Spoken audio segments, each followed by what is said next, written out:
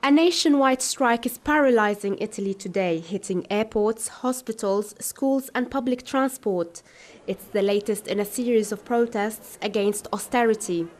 The 8-hour general strike is being held to demonstrate against government plans to overhaul employment rules to make it easier for firms to fire workers.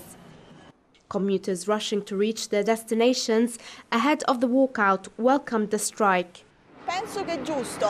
I think it is right to strike. It is time. We need to start moving things. We need to start playing our part as citizens and workers. It is right to strike. Unfortunately, I work for a private company. Otherwise, I would strike as well. We need this strike, because this government spends billions on weapons and wars and doesn't give anything to the workers. On the other hand, some commuters believe the strike will do more harm than good. I think it hurts the economy, you know, it's not good, you know, and I think it should be solved without strikes, you know. Well, it's better for the country, you know, the country will make more money. The more we strike, the less money the country makes, you know, and the more it affects the country. So I don't think it's a good idea to strike, you know. Rallies are also underway in more than 50 cities, including the capital Rome, where thousands are marching under the motto "Così non va," Italian for "This is not the right way." Carrying different colored balloons to represent various unions, protesters are demanding the government abandons plans to implement a so-called Jobs Act approved by Parliament last week. Many demonstrators also held balloons with the face of Italian Prime Minister Matteo Renzi depicted as Pinocchio. For his part, during a visit to Ankara, Renzi condemned the strike and vowed to continue with plans to give businesses more flexibility to hire and fire. It's legitimate for there to be protests and strikes.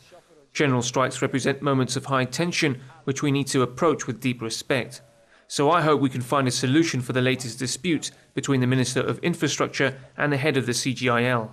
Renzi is under growing pressure to meet European Union deficit and debt targets, and implementing the Jobs Act aims to revive the Eurozone's most sluggish economy. But with a fragile economy and unemployment at record levels, unions argue the burden of austerity measures is being placed unfairly on workers and will do nothing to boost growth. And for more on the nationwide strikes in Italy today, Mr. Nazimudeen Saleem, an economic expert who's joining us over the phone. Mr. Saleem, many of those who are protesting today are very fearful about these labour reforms that the Italian government wants to introduce. Are there worries in place? I mean, it is not fair, but it is the practical way to do, because Italy, you know, historically speaking, we had a lot of problem with the labour unions. And it's very difficult to reform when everything going through this market system. Definitely, there should be some sort of flexibility. The employer should be able to hire and fire, but it should not be taken as granted anyway.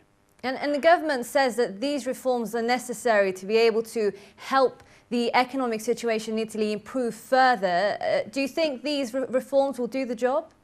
I think it should do the job to some extent, because, you know, they're following what's happening in UK or USA model. You know, it's technically speaking, the Europe, in some of these countries like Italy and France, they need to come to terms with this sort of things over here. Otherwise, it's very difficult to really make it more competitive among other European nations.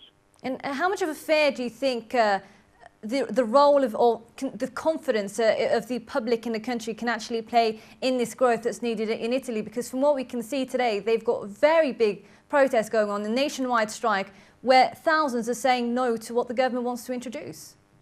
Yeah, the only problem with Italy is over here they don't have a credible government, because, you know, you see how many prime ministers comes and go. I think it's about 50 government, has been already installed after World War II. I mean, it's very difficult in Italy to really come up with a stable government because of this PR form of representative electoral system. That's one of the problems.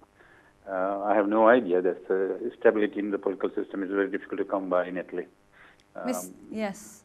Mr. Nazimudeen Saleem, I'm going to have to stop here. Thank you very much for joining us over the phone from London.